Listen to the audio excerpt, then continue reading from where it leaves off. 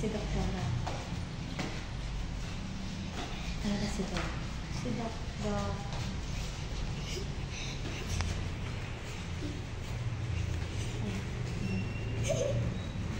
Kulit mo.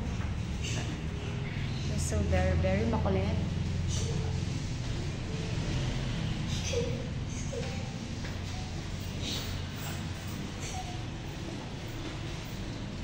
Ayan mga marites.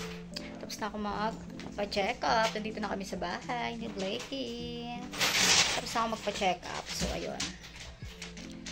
Ayun ang nangyari. Hindi lang nag-video doon habang kinakausap ako ni Doc. Kasi, wala lang. Hindi ako makakapag-focus kasi kapag kinakausap ako ni Doc na may camera. Tsaka wala magka-camera sa akin doon. So, ayun. Nakauwi na kami. Ayun ang sabi lang naman ni Doc is dagdag reseta, syempre. Dagdagan ng gamot, calcium, tapos pagpakapit, para sa high blood, ganun pa rin. Tapos, aspirin, multivitamins, and folic. Ay, parang wala natin yung folic. Hindi ko na tanong kung meron pa ulit. Parang binawasan. Tapos, niresetahan niya ako ng, ayun, binaksinan ako ng, ko? Hindi ko kasi ako tagahawak ng camera. Binaksinan ako ng, ayan, tetanus toxoid pa yun. Ayan. Unang vaccine yan. After 1 month, vaksinan ulit ako dito sa kanan. So, sa kaliwa ako, unang binakunahan. Sa kanan naman ang susunod. Tetanus toxoid ba yun? Hindi ko na kung ano yun. Basta yun para sa mga buntis. Tapos, kapag daw, optional lang naman daw, flu vaccine din kung sakasakali. Pero optional lang naman yung daw ni Doc. Tapos, yun, ayan, pinanuhan niya ako manang tetanus toxoid. Nanuhan niya ako ng request ng CAS for congenital anomaly scanning. Tapos kailangan ng gagawa is doktor ng OB-GYN dapat ang gagawa. OB sonologist para daw mas maganda yung mas makikita ko talaga ni baby. Saka sana safe naman, healthy naman si baby, walang problema. Diyos ko, kinakabahan ako. Ay, nakangawit maghawak, wala akong tagahawak. So, ayun, April 10 to 16 ang aking ultrasound ng congenital anomaly. So, ayun. After 2 weeks, para mas kitang-kita na to, mga 22 weeks na ang aking tiyan. So, 20 weeks na siya ngayon. Tomorrow, 20 weeks na siya.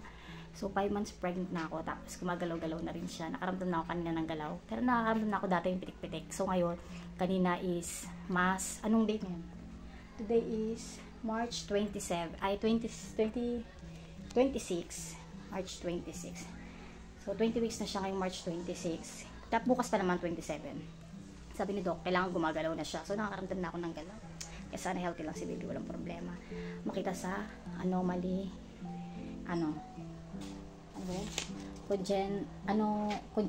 congenital anomaly, CAS for short. Naghahang na yung cellphone ko. So, ayun mga marites, kita-kita sa'yo kapag pwede ako mag-video doon sa ultrasound. So, video lang ako, slide lang. So, ayun, thank you. Ito pa rin aking mga reseta. Multivitamins, ayan, mga reseta, ang dami. Multivitamins, ferrous sulfate, meron pa rin akong ferrous, calcium, aspirin, metal-dopa, yung ilalagay sa puwerta, pampakapit. Metal-dopa, pampa-high blood, progesterone pala yun, pampakapit, insert sa vaginal. Once a day, para mas, kakapit talaga si baby. So, ayun. Saka sabi ni Doc, nagtanong ako kung pwede akong mga anak sa lying-in. So, titignan pa daw kung pwede. Kung parehas kami ni baby, safe, walang problema. Pwede naman. Tapos, siya magpapaanak, OB-GYN din. Pero kapag hindi alamin pa, titignan pa daw, hindi pa sure. Kasi mas maganda daw para sa kanya is hospital. Ako mga anak, kaysa sa lying-in. Pero titignan daw. Titignan daw yung sitwasyon namin ni baby. Pero sana healthy kami ni baby para sa lying-in lang. Mas gusto ko sa lying-in lang. So, ayun mga marites. Bye. See you sa susunod na mga video. So, arit po. Ay na, bisa kami.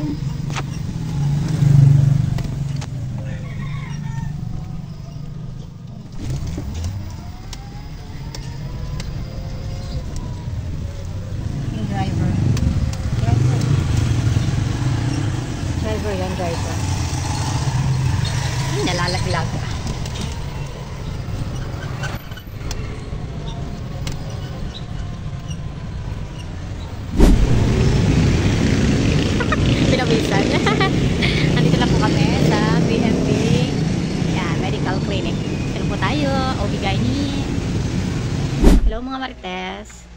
So nakauwi na kami dito sa bahay. Wala nangyari sa aming lakad. Walang umalis na yung doktor, yung OB Sono doon sa pinuntahan namin sa BMB. Ano ba yun? Diagnostic Clinic. Shoutout sa inyo. Umalis na yung OB Sono. Yung magpapakas ultrasound ako, diba? So, umalis na yung OB Sono. Di namin naabutan. Sabi kasi ang oras, 8 to 10. Tapos, hindi sila nag-reply sa page nila na magpa-schedule ako. Kagabi pa ako nag-message. So, ayun, di namin naabutan. Umalis na daw. Pagdating namin, kaalis lang daw. Ang usapan, 8 to 10. Tapos, biglang, wala pang 9, umalis na. Dahil 9 kami dumating. Grabe, lo. Pagod tuloy yung namin. Karawang lupa namin, nakagtag tuloy. So, ayun, wala doon. So, naganap-hanap kami kanina ng clinic na merong OB Sono, kas ultrasound. Wala, puro may schedule, puro may appointment. Ang hirap pala maghanap ng ganun, no? May mga appointment pala. Tapos dito sa may Kalayaan ba yun? Pirutan natin. May paanakan dyan. Ayun, tinuro niya tong clinic na to. St. Gianna Clinic Camarin sa may Tala daw to banda. So doon, pupunta kami mamaya. Schedule nila mamaya is 4 o'clock. Tinawagan ko na. So doon kami pupunta. Pero sila doon OB Sono, kas ultrasound. So sana ito, hindi na malis si Doc. Pero tumawag naman na ako, okay naman daw. Pumunta na lang daw kami doon ng alas 4 to 5. So dapat alas 6 sa kami dito para maabutan namin. Mahirap maghanap ng kas ultrasound. Kala ko makikita ko na si Baby Miracle namin. Na-postpone pa. Mamaya na lang ulit hapon. So yung mga Marites, kita-kits tayo doon. Kapag pwede mag-video, o diba? May video kami. So, ayun. Kita-kits lang tayo mamaya, mga Marites. Bye!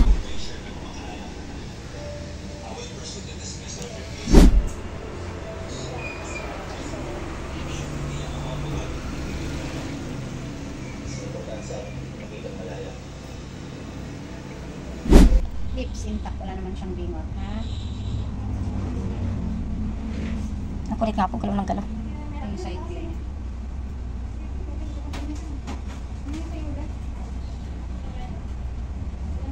Si ano ba yan, ma'am? Si Rapiza? Si Rapiza yan? Ang ka palang bibili. Oo, kasi last week pumunta ako dito, wala doon. Wala daw. Sige, kuha ka na lang, tapos umuwi ka na. Dito naman tayo consult, di ba? Okay, sige. Okay. Sige.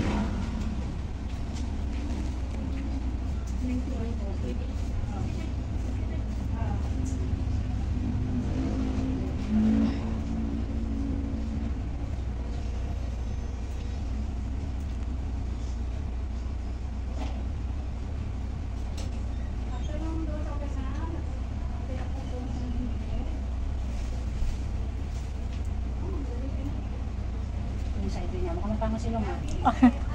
Kanino ilong mo? Bakit ba'y tatay? Yung tatay yan. Tawa ako dun ah. Tawa. Parang hindi ko dok ah. Diba? Baka nilang matatapos sa ilong ng mga Parang anak gusto ko. ko pong masaya pa parang hindi. Ito yung head, ito yung forehead, ito yung neck, no? Wala namang. Ito yung heart, stomach po yun. Sa head, wala naman ako makita na problem.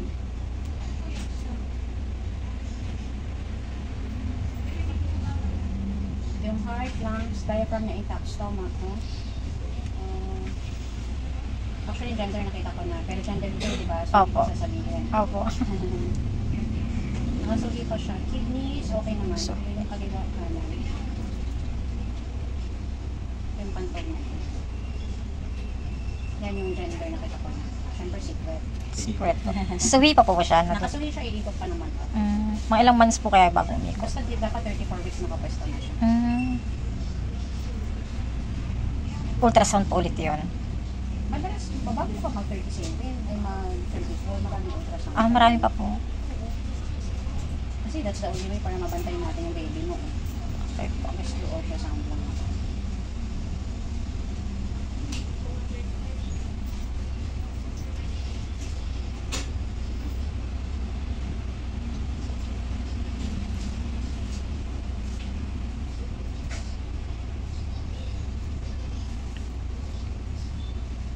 Anong hula niyo? Siyempre gusto mo girl, no? Opo, kasi po yung malaki na po yung panganay. 19 years old na. Opo, mag-20 na. Lagi po kasama nakukunan din po. O, sa pangilang pagbubuntis mo po? Ano nga po, 4 po ata to. Parang ano po siya, itlog po na nabubugok, hindi po siya nabubuo. Ngayon lang po talaga siya nabuo. Oo. Matama Oy. Natatakot sa matapos ang ilong ha. Matatapos sa ilong ko, maliit lang. May iba pala yung tatay, no? Kano pala, kano.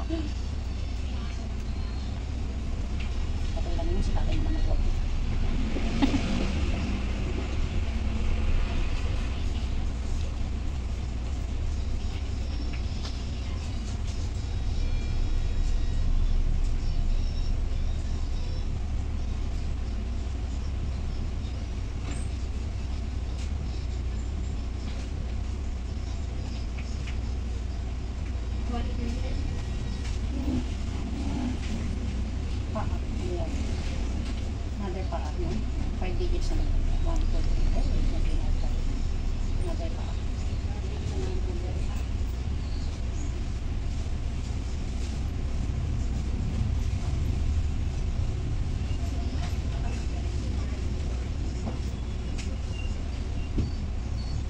Kamay.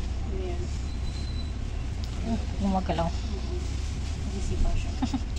Kulit nga po.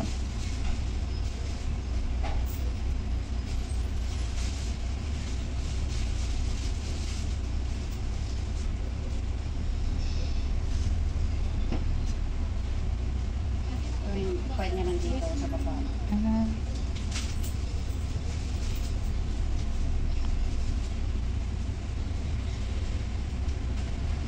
May 3D din kami dito, ha?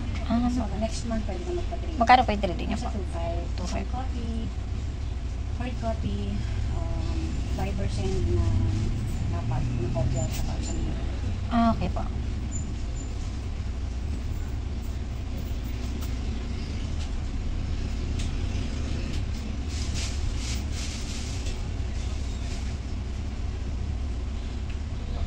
Ayun yun ang pakita yung gender niya. Ayun.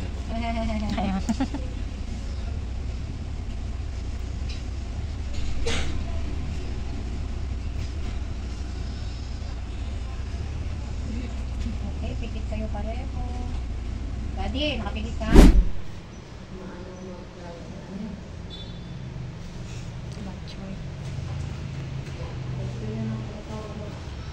Ito ba sure ka? Ha? Pipicture? Hello mga Marites. So, nakita nyo naman yung video ni Baby Miracle. So, yung gender niya is ano pa. Di pa natin pwede malaman.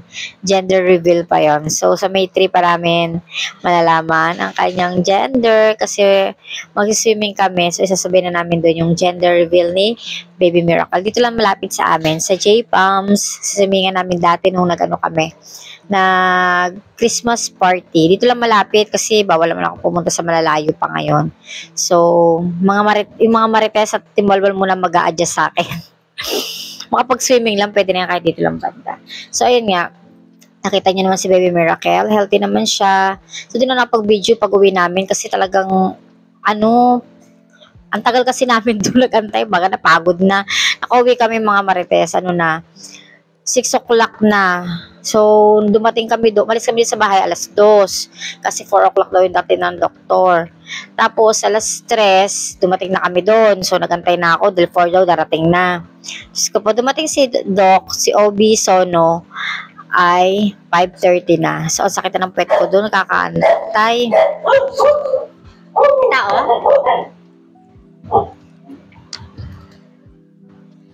So, yun, ang sakit na ng puwet ko doon. Kakaantay. Talaga ang tagal. 3, 4, 5. So, 2.5 hours akong nakaupo doon. Nakaantay. Sa kauwi kami dito sa bahay, alas 7 na. So, 6 na kami nakaalis doon. So, di na ako nakapag-video kasi napagod na. Kahit nakaupo ka lang, no? Parang pagod na pagod ka. Tingnan naman ito na yung Wairo, eh. Tapos, ayun, nakita nyo naman, healthy naman si kasi may mga may tao. So, yun, healthy naman si Baby Miracle dun sa video. Sinabi naman dun na kompleto yung mga daliri niya. Wala siyang problema sa heart. Wala siyang problema sa kidneys. Sa pa ba yun? Mga sinabi. Basta, yun na yun, yung mga narinig nyo. So, okay naman. Wala naman siyang problem. Tapos, Kasi wala namang problema si Baby Miracle. So, ayun, galing na. Ilang araw na to video na to? Ano araw ba kami nagpa-ultrasound? Monday. Today is Thursday na. So, late na yung aking, yung aking video. So, kahapon is Wednesday, follow up ko na dun sa may OB ko, sa OB-GYN. So, pa-check up kami kahapon, nakita nyo naman dun sa video na may konting-konting clip lang. So, ayun, sabi naman ni Doc, okay naman daw si Baby Miracle. So, syempre, sinabi naman na dun na OB zone na okay na. Syempre, mas yung pinaka-result, binasa pa sa akin ni Doc na okay naman. Pero, hindi binanggit dun yung gender ni Baby kasi nga, mag-gender reveal nga kami kung anong gender ni Baby. Pero okay naman. Hindi ko pakita sa inyo yung papel kasi nga andun yung ni Baby yung kanyang gender. So, ayun, okay naman daw. Wala naman daw problema. Tapos, meron ako yung vitamins, tuloy-tuloy pa rin. Tapos, yung papakapit, pinapasok sa vagina, yung oral na, pinapasok sa, progesterone, pinapasok sa, vagina. Tapos, kasi tuloy-tuloy pa rin yung kasi sumasakit pa rin ang aking puson. Paminsan-minsan naninigas siya. Tapos ayun, may mga test pa ulit akong gagawin. Tapos, ano pa ba? Hindi ako nabakunahan ng ay tetanus toxoid. Kasi wala sila kahapon. So, pagbalik ko na lang ulit yun. Kasi yun, ito mga sa akin reseta, may mga gagawin pa ulit ang mga hirap na walang taga-camera. Sariling sikap. May mga test pang gagawin. Itong yung 75 OGT. Yung sa yun, sa sugar. I-check yung sugar ko kung okay naman siya. Yun. Bago ako mag-follow up. So, follow up ko ulit sa April April 17. So, May 14 ang aking follow up. So, bago ako mag-follow up, dapat nagawa ko na tong mga to. So, sana maging okay lang naman yung resulta ng aking sugar. Sana wala maging problema. Tapos yung BP ko naman, okay na. Hindi naman na mataas yung BP ko. Sinuminom pa rin ako ng gamot para sa high blood pressure ko. Tapos, ayun, di naman masyado na naglihi. Nakwento ko naman na sa inyo. So, medyo lang, lagi lang ako nahihilo. Parang nangihina ako. Grabe, mabilis ako hingalin. Ba talaga, pag may edad na, magbubuntis ka. Sa bagay, sa panganay ko, ganito rin naman ako. Pero mas malala na ngayon kasi mas bata pa. Bata pa ako nung ngayon, may edad na. 37 na. Manganganak ako, 38 na. So, ayun, ito pa yung mga iba pang gagawin. Ultrasound B. Ayun, for BPS ultrasound. So, mag-ultrasound ulit ako. Bago mag-May 14, dapat may resulta na rin ako ng ultrasound. Kasi, kailangan ma-check yung heartbeat lagi ni Baby kung okay yung heartbeat niya. Dapat hindi pa ako magpapultrasound ngayon pag 30 to 32 weeks. Kasi sabi ni Doc, check daw mo namin lagi yung heartbeat ni Baby kung okay. Tsaka dapat lagi siyang gumagalaw sa tiyan ko. Kailangan daw araw-araw gumagalaw. Yun daw importante. Tapos ayun, sana okay naman si Baby, pero sana magtuloy-tuloy na lagi lang siyang okay para naman makita na namin siya soon. At abangan yung gender reveal namin, kung boy ba siya o girl. Pa-comment naman kung boy ba si Baby Miracle or girl. Basta ang pangalan ni Baby Miracle pag girl is Miracle Jazz. Pag boy naman, James Sky. So, binigyan ko na ng name. Kung ano man maging gender niya doon, yan ang pangalan niya. Kaya, dalawa na talaga inisip ko. Diba? So, ayun, yung kompleto lang. So, tuloy-tuloy lang ng vitamins. Tapos, ayun, sige, mga marites. Abangan nyo naman sa susunod na aking, sa aking susunod na mga videos naman. Mga susunod na mga pangyayari sa aking pregnancy journey. Siyempre, ibibideo ko to para may memories ako ng aking pagbubuntis kay Baby Miracle ko. Kasi kay Justin ko noon, wala. So, ito, ibibideo natin to, siyempre. Habang may, para may memories tayo, diba? May memories kami kay Baby Miracle. Barang araw mapapanood niya ito. So, ito yung susunod, yung mga susunod na mga check-up ko, yan. Ibibideo ko rin yan. Hanggang mga anak ako, mga marites, ibibideo ko yan. Makikita nyo kung paano ako magle-labor, paano ako ngingiwi-ngiwi. So, ayun mga Marites. Baka yung panganak lang hindi, baka di pumayag doon sa panganak ako. Sana nga pwede ako sa lying in. Para di na ako mag-hospital. Kaya ko to. Tiwala lang kay God. So, yung mga Marites, thank you for watching. Sana nag-enjoy kayo sa panonood. Sana naman, sa mga gusto mabuntis dyan, tiwala lang kay God, di ba? Panoorin yung video ko, malay mo, magkaroon kayo ng yung lakas ng loob, di ba? Na malay nyo, kayo rin balang araw. Kasi ganito rin ako dati. Nanonood-nood lang, malay mo balang araw. Tapos ito na, nandito na siya. So, yung mga Marites, thank you for watching. Sana nag-enjoy kayo sa panonood. Bye! See you next time sa aking video, sa aking pregnancy journey. Bye-bye!